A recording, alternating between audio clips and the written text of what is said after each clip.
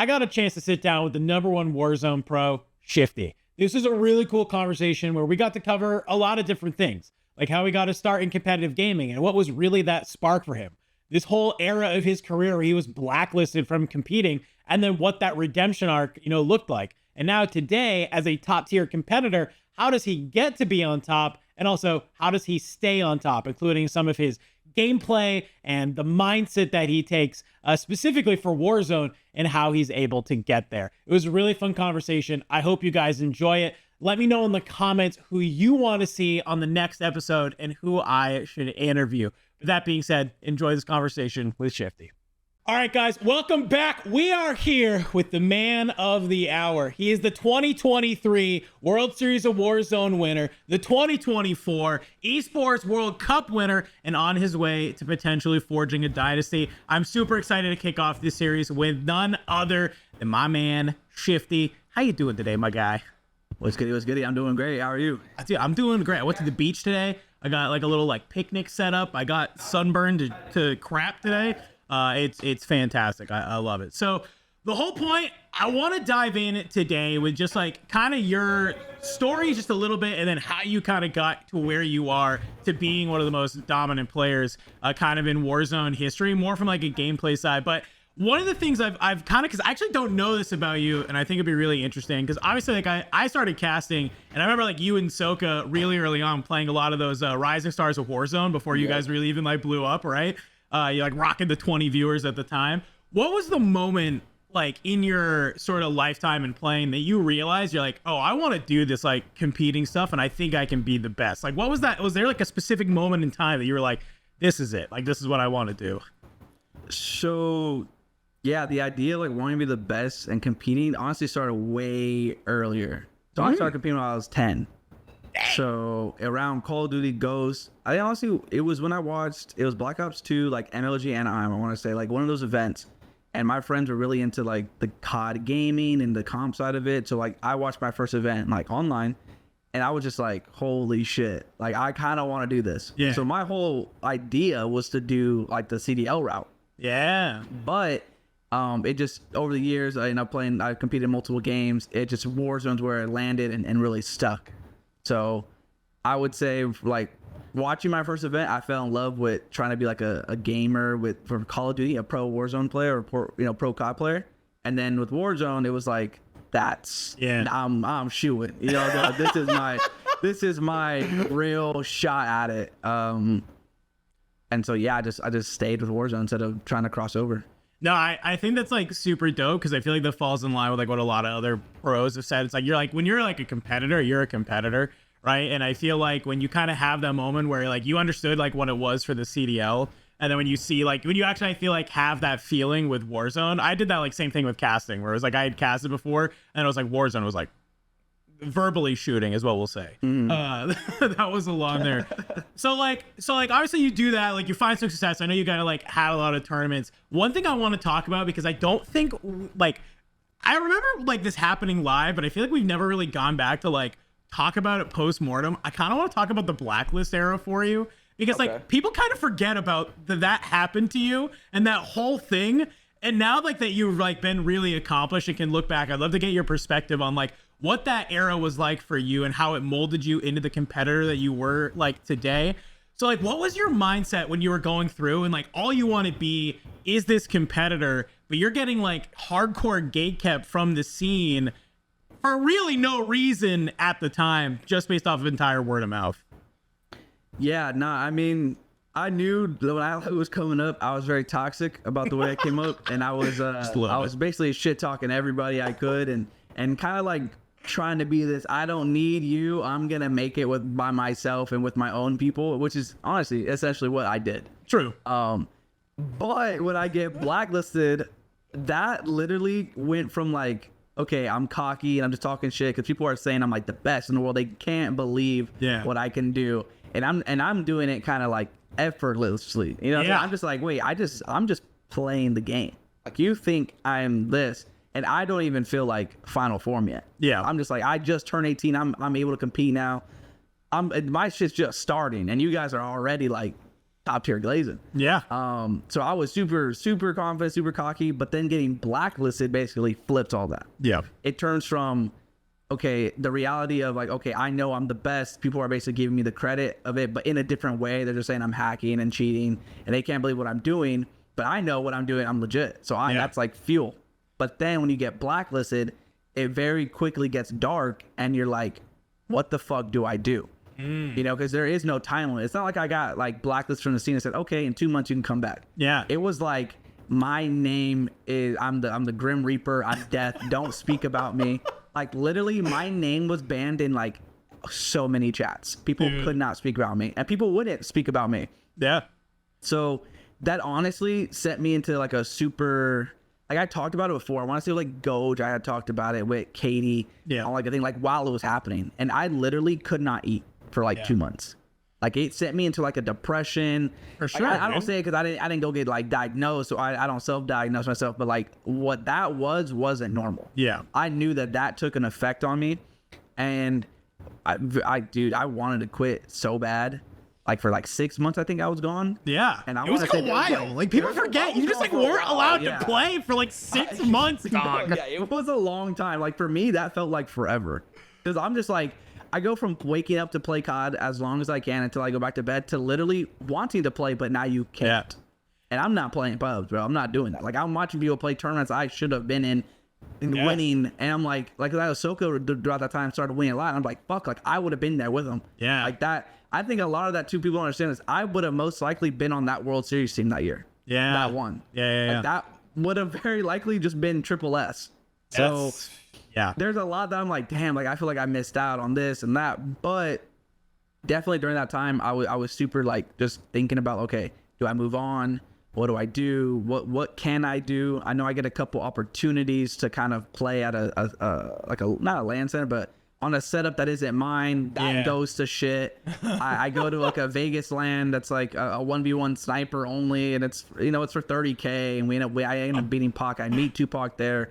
I end up beating them. Like I think that gives me some traction. It doesn't. No one cares. It's like no matter what I did, they kept pushing the goalpost. Well, I even use you as like an example. Like now, when like people bring up like accusations and stuff, like you're actually the prime example of somebody that I always talk to, because I always say like clips are one thing. It's at this point it's really hard to suss out clips a lot of the time, right? Unless somebody's like being like super blatant with it. But I always say like, what is the character of the person when they have to like go through that? And I think you like really exemplified to me in the Warzone scene, like what people should be doing. Like, I remember those days where you were throwing up periscopes, walking into a LAN center and being like, yo, here's my, like, I'm using their controller. I'm picking it up, like turning on the PC. Like you're watching me turn on everything and I'm dropping 40s on Caldera like it's nothing, right? Like I remember that. And it's like insane to think about that. Like we almost gatekept like one of the best Call of Duty Warzone players ever, like off of an MP5 clip from ATC. Yeah, like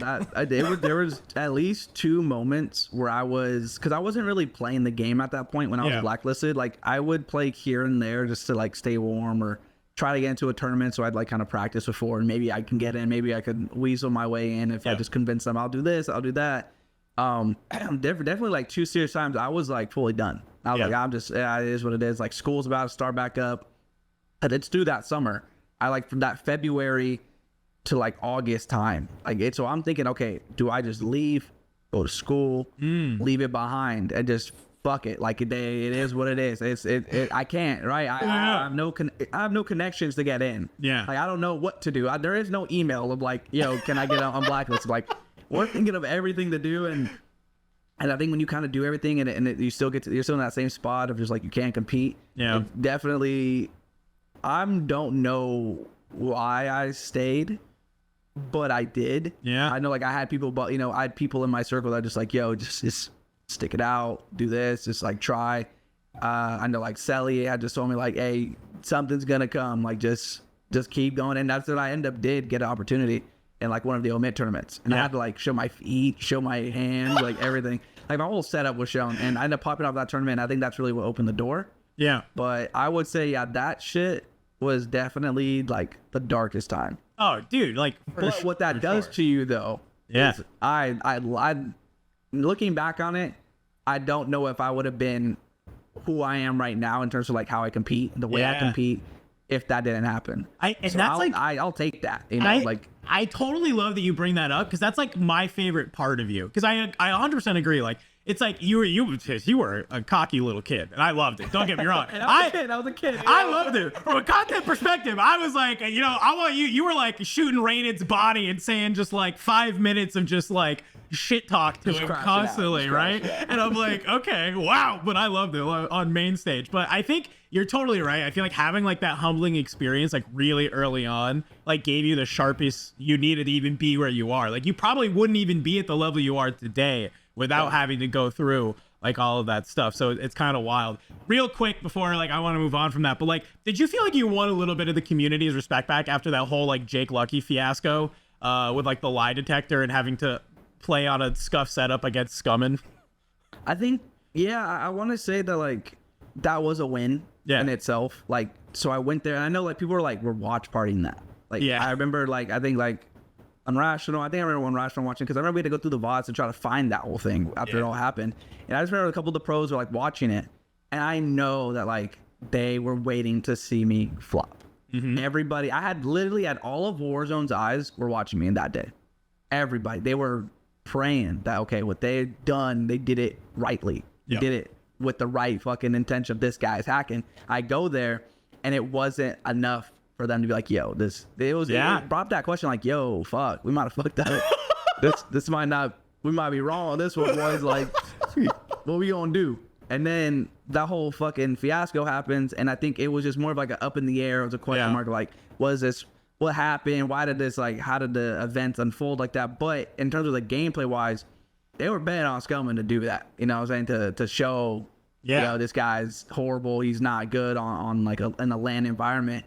And I go there, I have a good performance, so we're like, fuck, like, all right, that he passed this test, he passed it. And that was like the story of it all. It's just me passing these tests over and over again, and them just trying to give me another one. And it was like, hey, when are you gonna just admit I ain't hacking, bro? Like, how many more tests I got to ace, bro? Like, well, hey, I'm glad you stuck with it, man. I'm glad you're here. Kind of, obviously, you know, the story kind of writes itself. You then finally get, you know, unblacklisted. You finally kind of find your feet with a bunch of different teams. Eventually, you know, you win World Series of Warzone last year, which was this insane, you know, feat. You know, kind of be obviously to win the inaugural event is like insane. But kind of coming into this year, after having that sort of like huge long redemption arc that kind of gets this nice bow at the end with, you know, you taking home the first LAN, what were your expectations sort of coming into this year and this season? Were they different than going into the like LAN last year? Were you kind of like, let's just keep doing what we're doing? Or did you know that like, hey, we kind of had to tighten up? Nah, I mean, I knew, I mean, you're a champion of last year. That's it. Right. So like, we enjoy it. You know, that's kind of like how this shit goes. People come up, but they come down. It's very quick in the gaming scene, right? A new map can mean another player's better, another team can come up. So I knew like what we did that year to get to that level, we just gotta do it again. That's it. Every year you're gonna have to, like, we start from zero every year. I don't care what we did the year before. Like, we're champions. Like, feel that, you know, enjoy it. But once this new game drops, it's over. We aren't champions really no more. We get to defend it in another year, but hey, it's a whole different map. We ain't on that map. You know what I'm saying? So, you know, definitely we enjoyed it. But once this map started, it was, okay, now we're working towards the next year, the next LAN, the next tournament. That's it. There's no more. We can't live in the past. You live in the past, you stay in the past. So, totally. And I think that obviously you see that with, you know, your team makes a roster change. I don't really want to talk about that, but what I do want to talk about is like, you have this idea of like, okay, hey, this is a new ball game. What we did last year does not work this year, obviously. So like, something's got to shift. And you were pretty vocal about wanting to get off the IGL role and into that Slayer role.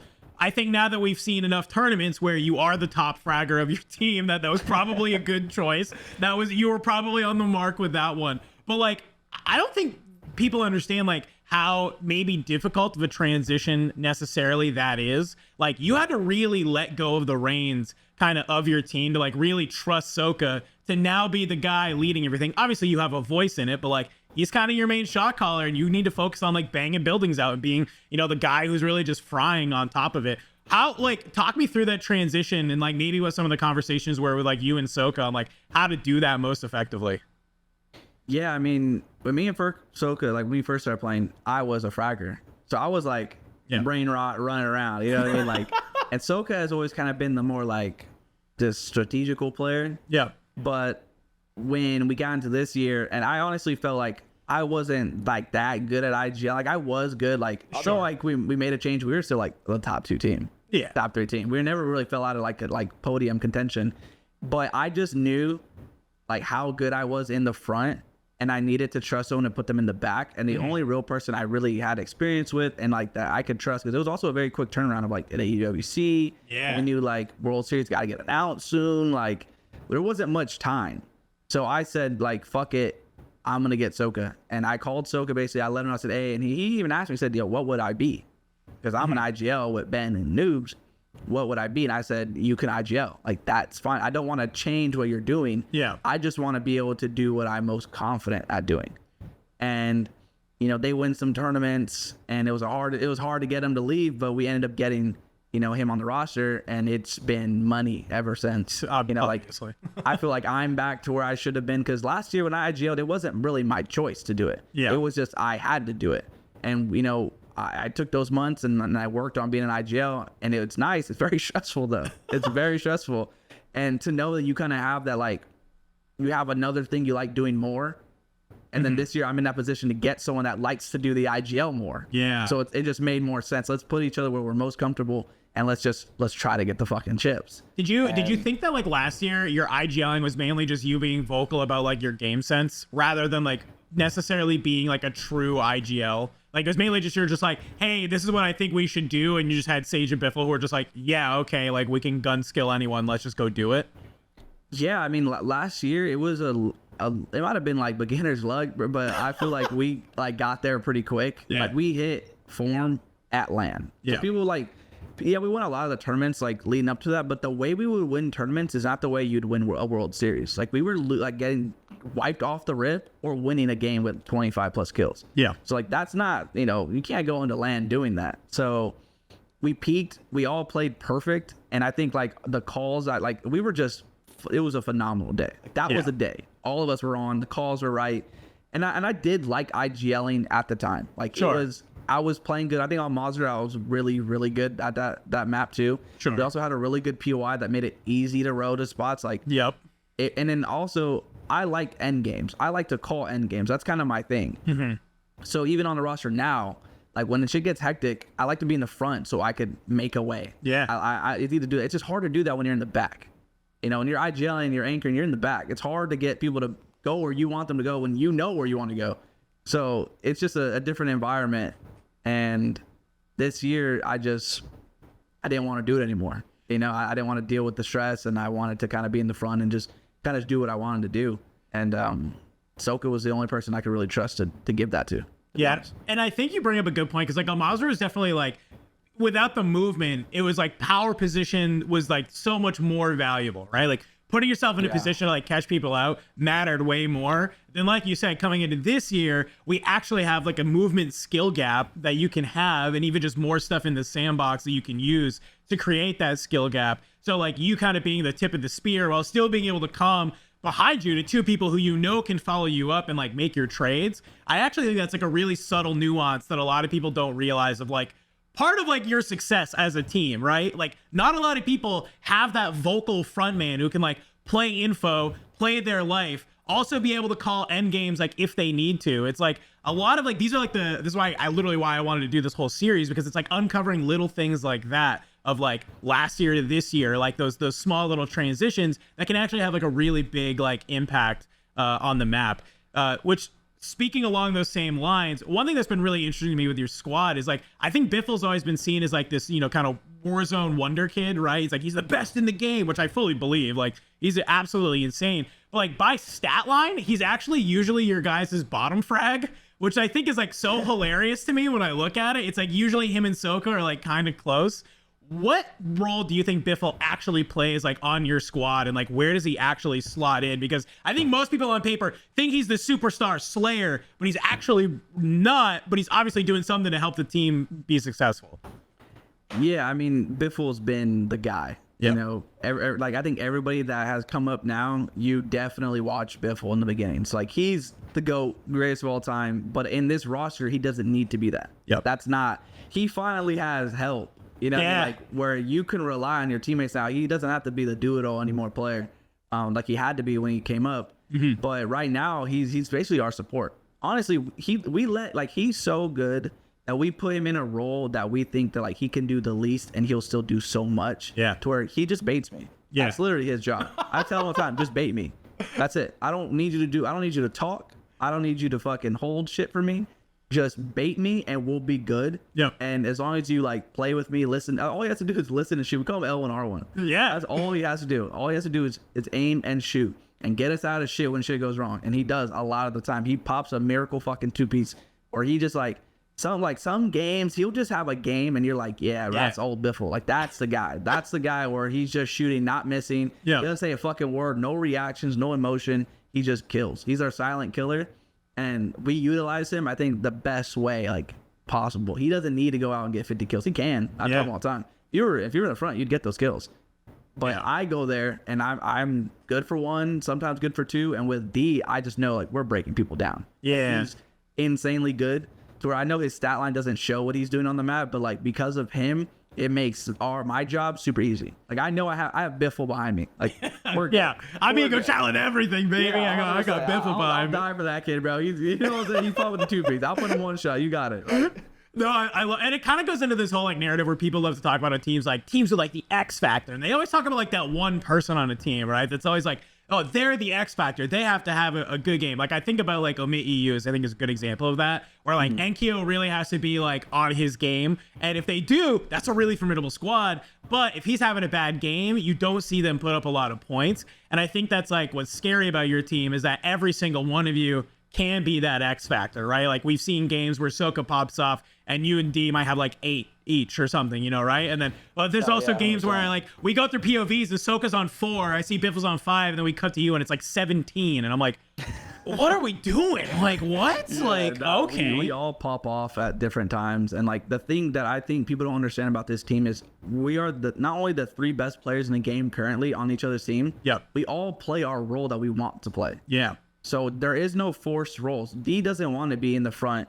He doesn't really want to be. He doesn't IGL. He doesn't want to do that. Yeah. What he wants to do is just kind of be in the middle, support, and do what he needs to do. Like he wants to be told what to do, and he can do it. Yep. Me, I like to be in the front. I like to lead the fights. I like to start fights because I know if I start a fight, I'm most likely getting blood. I'm very confident that I know if I can break these teams down, I need to be in the front. And when it's these end games, I need to be in the front. I like to fucking break people down and get to a spot so it's not possible if you do it from the back anymore. And Soka likes the IGL and anchor. Yep. So we have literally all 3 of the best players and also playing their role. Yep. On a team. And there's a lot of respect, a lot of trust between each other. There's no ego with each other. Like that's a thing too. Like you have the 3 best players.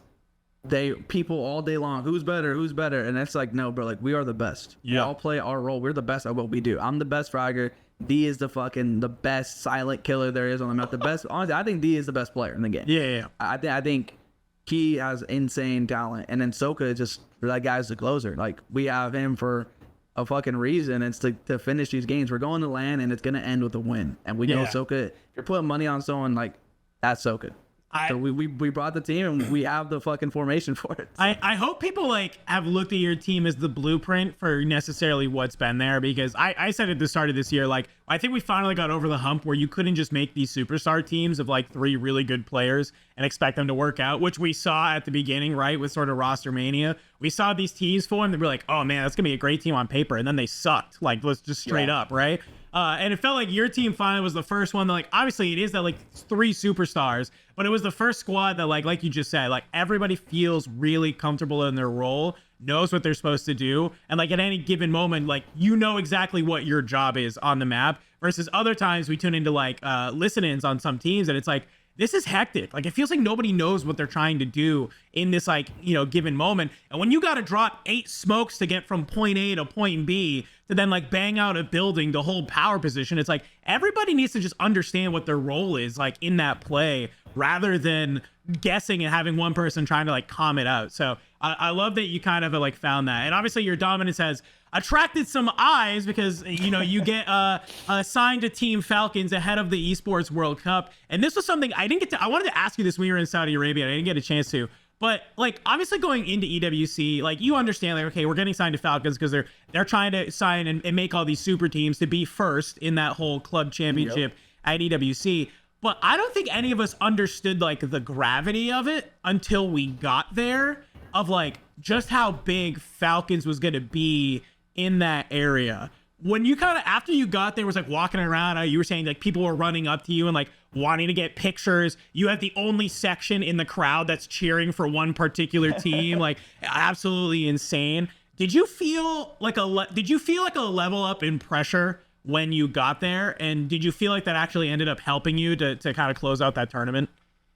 Yeah, I mean, when we get there, we are literally like celebrities. And like, it's kind of like granted that we know that, okay, if we go to a gaming event and we're gaming there, like we're going to get noticed, but not to the level of like the second we touch down in the airport, people are like, Falcons. And we're like, what the fuck? Like, how do you know? Like, bro, we just got a crazy 20-hour flight. Like, yo, we're tired of shit. And it's just like an instant, like, holy shit, you're there. Yeah. People know who you are. We just got there.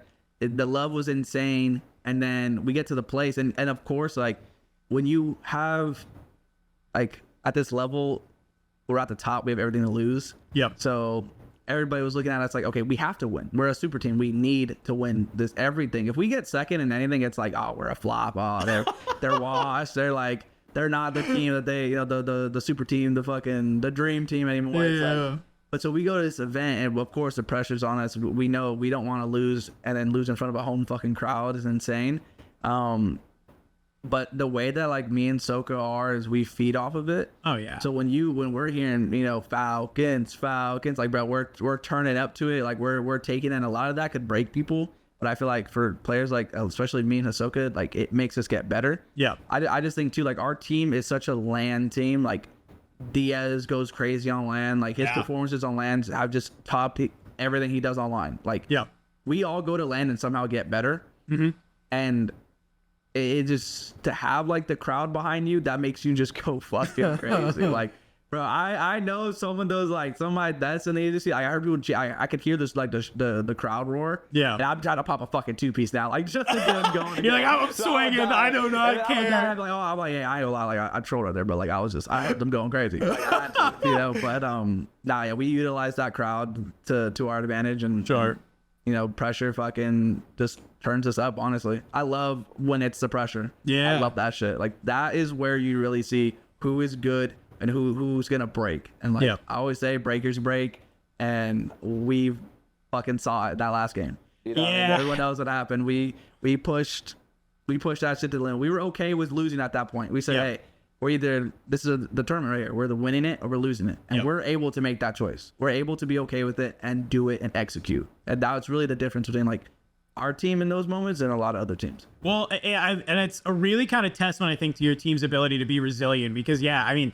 that was, I think, one of the first tournaments in a while, like a big tournament where you weren't blowing everyone out of the water, right? I think for a lot of teams in other esports, even just like, you know, other competitions in general, when you have like a super team like that, there are moments where it's like, oh, when they finally get tested, you watch them break, right? When you don't have, you know, when you are playing something like Warzone Match Point, where, okay, yeah, we're 50 points up the other team. We know we can close this out in 3 games before even anyone else starts sniffing match point, right? Like, yeah, all right, that gives you a lot of runway. But like in that environment where it was like X amount of games, like you was only do or die moment, like you had to come online in order to do it, I think it was really like important for your team to do that. And it's kind of leading into the EWC. I was talking to like a lot of the other talent, and I was like, what's scary about this event is that if Falcons win it, going into World Series, knowing that they are the best team in the game who now has the ability to play LAN under pressure, which there is like one other team, well, actually not one other team now because they didn't unfortunately qualify to a World Series of Warzone.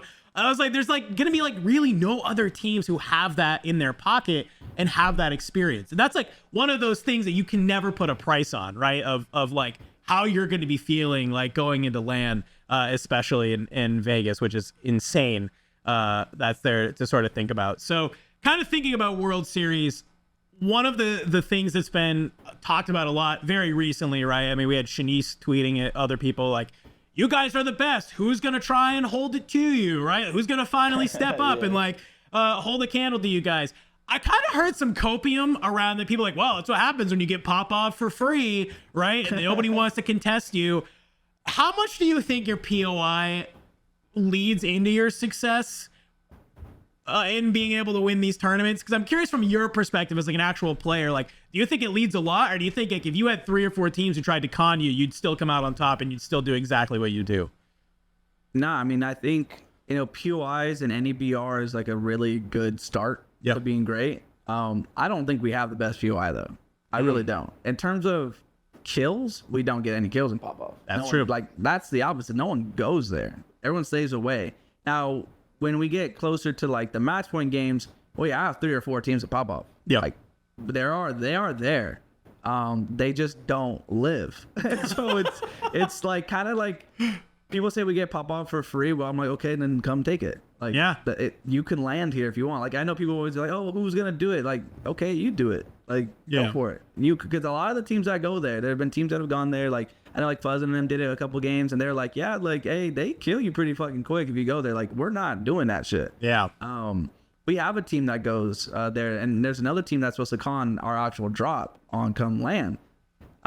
We don't mind. Yeah. That you can, if we could get a couple kills off the rip, like that would help it would help us to get caught. It's actually gonna be great. We want it. We want that because it sucks like going to pop and having no kills for 2 zones. Like, because then you get into those later engagements where like, okay, if you do lose that fight, then you got nothing. Yeah. It's like fuck. So we're open to it. Like, nothing's free in this game. If you want to go pop, you can go pop. There's a lot. People say there's a lot of buys. There's a lot of there is. There's a lot of money to be had, man. We walk out of there with 100K. Like, but the reason why no one comes there is because when they do, we play for them. Yeah. And we make sure that not to go there, and you have a very limited window of being able to live there when we're not gonna come for you. But once we get situated, we're there. We're playing for you. You're getting wiped. And I don't think for $1 million people are gonna do it. People do it in the scrims, and it's all fun in games. But like, are you really gonna like? Can you make that decision of we're gonna either throw our tournament or try to get this game to go again? Are you really gonna make, or do we secure some money? Yeah, a lot of people are gonna secure the money. There's a lot of money being given out, and for Vegas, I just don't think a lot of people have what it takes to do it, because they would do it. If you wouldn't be complaining about our spot unless you thought you could come and take it. Yeah, that's like the thing is like it's gonna take like an insane level of like, I'm gonna say delusional confidence, I think, to think that like you could do that in that period, because like you gotta think like if you're a team who needs to do something like that, you're probably not in the money, right? Like, if you're trying to con you guys, you're probably playing pretty good, and you guys need to have a bad game in order for them to do well. They're not gonna, everybody, you try and always make the safest play possible, right? And nobody's gonna try and do that off rip. So I that's a really cool perspective that I hadn't really like thought of, that obviously you guys get it for free, and that's kind of the joke, right? Is like every fight you take, I feel like you guys have an advanced UAV, because you walk out with 100K, that's all you do, right? It was just like so funny because I think back to like way back in the day, like Verdansk, like that's all you did, right? You were just a little bit, let's pop UAVs, let's go push a team and like slam them out of their building. Great. Now let's go buy a bunch of UAVs, go like pop them, get in advance, it's like been go a strat since day one. Yeah. Like, you had TBE going hospital, and like nobody went hospital. Yeah. They had the best POI for free. Yeah. That's when Hellies were OP, and they were doing what they wanted on the map. That's kind of how it is. The best teams are gonna do what they want on the map because the other teams can't stop them. Yep. And they won't try. That's the thing. Like, we aren't gonna get conned, I don't believe, by a top team. Yep. Because why would you do that? There's no real point. You don't go to where someone else is the best at. Like, that's our spot. If you fight us in pop, you give us an advantage. Yep. Now we're already known as like the best team. You don't really want to give us advantages. Yep. And then you're gonna come fight us on home turf. Yeah. You're not doing that. And the teams that are gonna do it, because I'm sure it'll happen. We're on match point. I'm sure teams are gonna do it. Yeah. There aren't going to be teams that we're necessarily worried about. It's not going to be a top 5 team doing it. If it is, then we're down for it. That's our best shot at killing these other best teams, is off the rip in our spot. Yeah. So we really welcome everything, and we know that we kind of hope to get conned so we get the points. And it's just, we are the best team, so we're going to do what we want. And no one's going to stop that. You know, you can come and you can try to fight us a pop. That's fine. We're still gonna do our game plan. We're gonna execute it no matter what. So I don't know what they can do. So we've debunked that if it's not your POI, then on the other flip side of that, this gap that's been created between you and seemingly the rest of the community that's there, how much of it do you think is just raw skill? I know we kind of talked about that. You know, you have the right players in the right positions, which is great. You have the team cam, but like, how much of it is a raw skill versus you literally just working harder than anyone else? I mean, I want to say that like me and D probably have an insane amount of natural talent at the game, and I think Soka, like, he is very good, but I think when he grinds, he like hits another level. Sure. Like, he gets super nerdy, and he'll even say like, in the beginning of the games he's not very good in the beginning, but then you give him fucking time, and he finds everything about it that helps you, advantages, what you should and shouldn't do. Like, he's one of those guys that just outworks everybody. And then me and D are just kind of like, I mean, I grind hard as fuck too. Sure. But I wanted to say, like, I don't really warm up for these tournaments. Like, a lot of it's just natural. We're young. We're in our primes, I'd say, but we also do a lot of work. Yeah. Like, we don't just really hop on and just not give a fuck. Like, when we play, we're just talking shit to each other. That's because months before we have this plan. We created it. Sure. We figured out how to execute it. We figured out what to do when shit goes wrong. We've kind of already thought about everything. And that's all off stream. That's shit that we don't let people see. Yeah. And I want to say competitively, we work a lot harder than people. Like, you can play the game as much as you want. Like, that doesn't really do much for you. Yeah. Like, realistically, you need to know what to do and how to do it. And we've done the VODs. We've done everything. We've watched a lot of teams, and what's great too is people are showing us a lot of shit, and it's like, oh, okay, you can go do that. All right, cool. Like, you're giving us more information. Like, people are helping us, and they don't realize. I think I said it the other day. I said, like, please con us. Like, you are giving us practice on how to fight different teams that fight differently in different areas on our POI. Like, it's just helping us. Yeah. All you're doing is getting us prepared for us to get conned, and we know we're getting conned. The team's already confirmed it that they're gonna go and land on us. That's cool. Sick. Now we're getting more fights in there. Like, let's do it. Like, now we're prepared because they aren't playing scrims. Yeah. Their first time getting landed on in con is gonna be us on land. That's their first time. That's a reality check. That's what that is. Shit's gonna get real pretty fucking quick for them. Oh. You know what I'm saying? Like, they're gonna have a lot of thinking to do after that first game of fuck. You know what I'm saying? What do we do now? So, I mean, yeah, that's just like our whole game plan, man. Like, we're dedicated. We do this full time, and although like D's, you know, like a more streamer and all that, like, me and Soka are full-time competitors. Yeah. Like, yeah, we do make the money with the streaming and the tournaments, but like, dude, our competing is where it's at. Yeah. That's what we want to do. We want to be the best. So we put in countless hours. You know, we think about this shit 24/7. We talk, we'll randomly call each other and just talk about this and that and what might happen. Like, it's just like little shit like that. Like, we live and breathe this.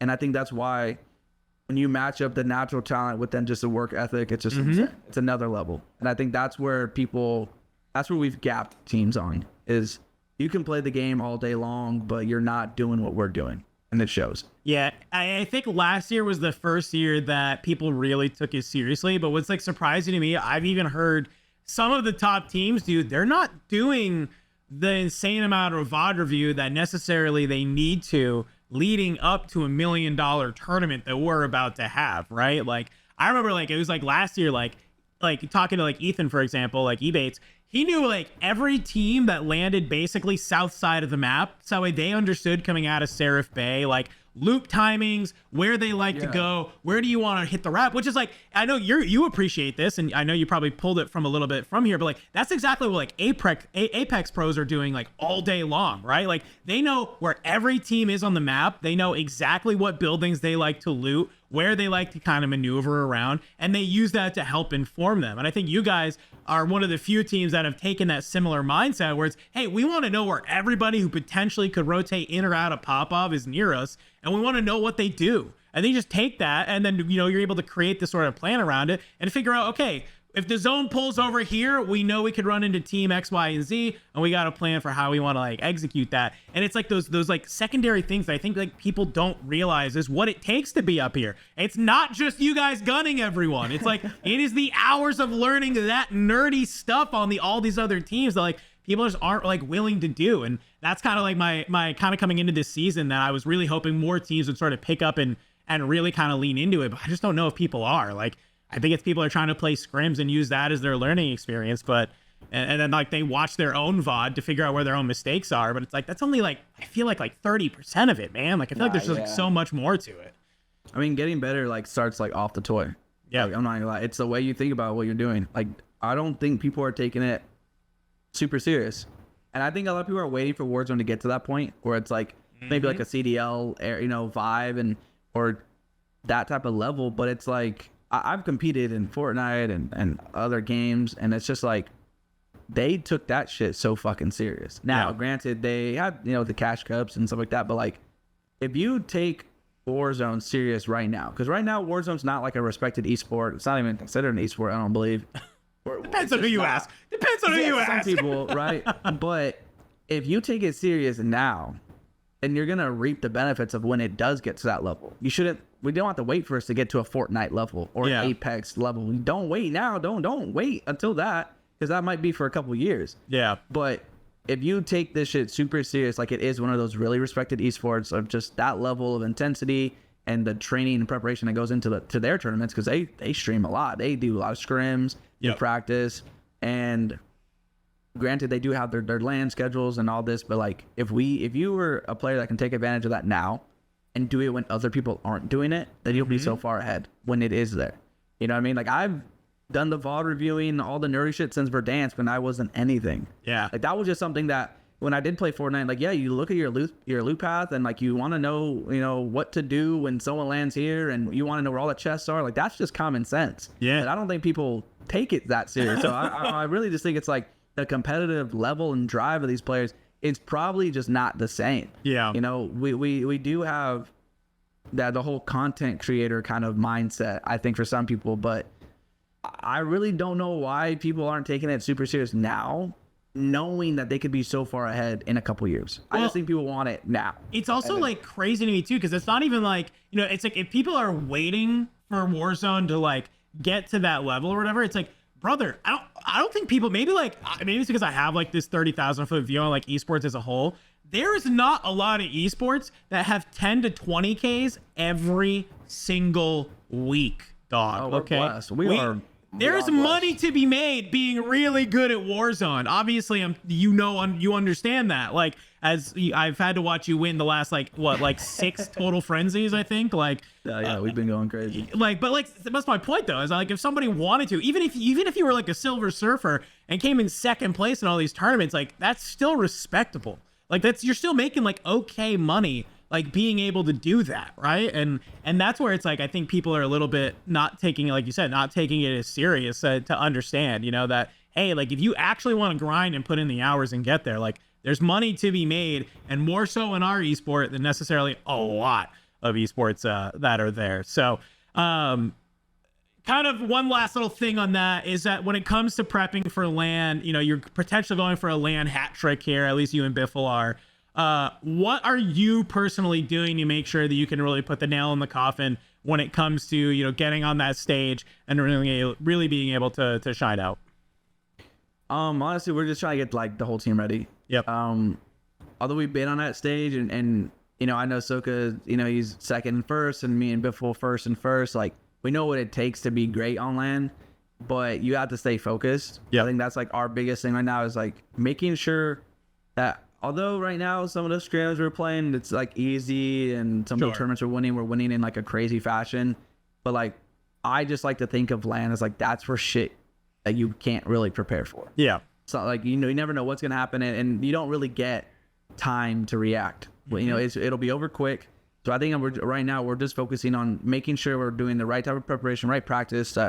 Although this shit's kind of easy right now, like, it's just all baby steps to this LAN. Yeah, everything's gonna matter on that day. We're trying to make sure like we're mentally ready, just putting in the right type of practice, the right hours, not burning ourselves out too is a good thing. Yeah, like we are leading up, and we have a lot to play right now, but we don't want to overdo it. So we're just trying to inch our way closer day by day, do what we have to do. We're doing what works. Yeah, we're doing the same thing that we've done leading up to EWC. We've done the same thing leading up to London last year. And we just know that once we probably get to that 2-week, 3-week mark, that's really where we're going like hard and making sure that like we are crossing our T's and dotting our I's. Right now, we're having fun with it. If you watch us play tournaments, we're joking around with each other. But once we step on that stage, it's not one joke getting said. Yeah. Like, we are locked in. This is it. We're, for however long we're sitting at that setup, we are locked the fuck in, and we're relying on everything we've been doing leading up to it to get us to anything. You never know what happens on LAN, bro. We were there, and fucking Fnatic gets a 60-pointer. Now we're down 20 going to the half. Yeah. So you never know what happens, and it's always LAN where some crazy shit will happen. I know. It's always like some random team like coming out of nowhere, and you're like, shit. What?